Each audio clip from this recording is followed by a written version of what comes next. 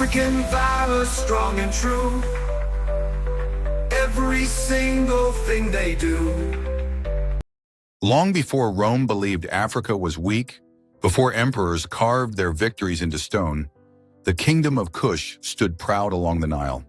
South of Egypt, rich in gold, iron, and learning, Kush was an African superpower. And in this land, a woman would rise whose defiance would echo all the way to Rome. In Kush, women were not shadows behind thrones. They ruled. They commanded armies.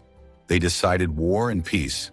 The title Candace, known to Rome as Candace, was reserved for queens of unmatched authority. And among them, one name would terrify an empire: Amanirenas.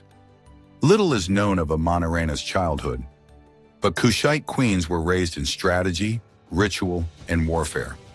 From a young age, she would have learned to command men, read terrain, and wield power with precision. This was not a ceremonial ruler. This was a commander. Amanirenas lost one eye. Whether in battle or ritual, history does not say. But Rome would later write of her with fear, a one-eyed queen who rode into war unafraid. What Rome saw as a weakness became her legend. In 30 BCE, Rome conquered Egypt. Cleopatra was dead. Augustus ruled. And Rome believed Africa would fall one kingdom at a time. Kush was next. Rome assumed Kush would submit. They believed no African kingdom could challenge the empire that ruled the Mediterranean. They had never met Amanirenas. When Roman forces pushed south, Amanirenas did not negotiate. She mobilized. Kushite armies marched north into Roman-controlled Egypt. This was not defense. This was retaliation. Roman forts fell. Cities like Siani were overrun. Statues of emperors were torn down. Rome had never been invaded like this, by an African queen. A bronze head of Emperor Augustus was captured. Amanirenas ordered it buried beneath temple steps. So every worshiper would walk over Rome's pride. Humiliated, Rome responded with force. Legions marched south, burning cities, determined to crush Kush and erase its queen. Amanirenas did not retreat. She stayed with her people.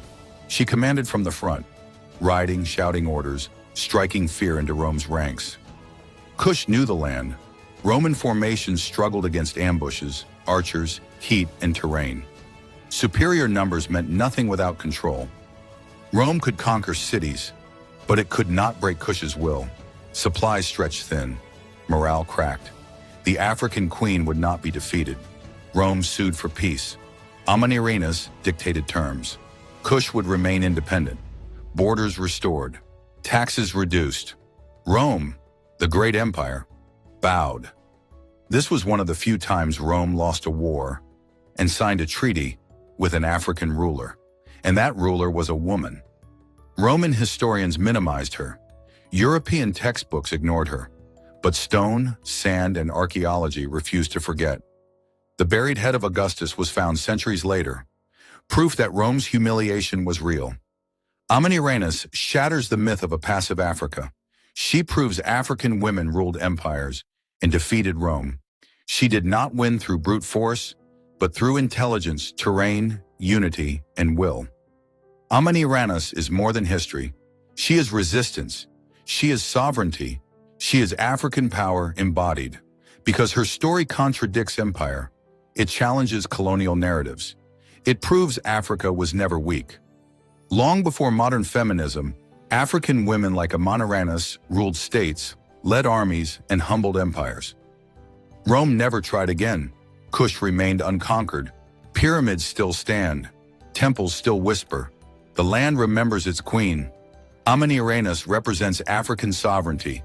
Before colonization, before erasure, before distortion. No empire is invincible. No people are powerless. Resistance is older than oppression. Rome had many enemies. Few defeated it. Amanirenas did. Her story is returning, spoken again, taught again, honored again. This is not forgotten history. This is stolen history, being reclaimed. Queen Amanirenas was not a footnote. She was a warning to Rome, to empires, to history itself. This was not the story of a queen who ruled. This was the story of a woman who refused to kneel. Thank you for watching. Don't forget to like, share, and subscribe.